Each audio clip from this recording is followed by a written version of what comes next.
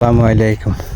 আজকে আমি ডালিমগুলো আপনাদেরকে দেখাবো, ঠিক আছে কিনা। এই একটা দিয়েছি, তারপরে আরেকটা নিই, ঠিক আছে, দুইটা, তারপরে আরেকটা নিই, ঠিক আছে, এই তিনটা নিলাম। এই তিনটা এখন দেখবো ভিতরের কি অবস্থা, ঠিক আছে। তো আমি এখন এটা কাটি দেখবো, কেন একটা একটা করে দেখবো। এটা রাখলাম নিচে,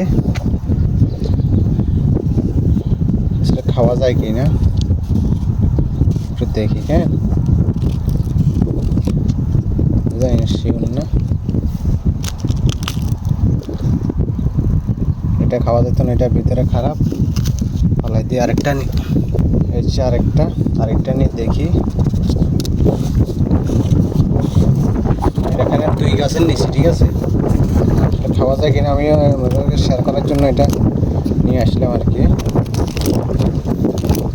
এটা তো আরো বেশি খারাপ, দেখতে লাল কিন্তু ভিতরে খারাপ, ঠিক আছে।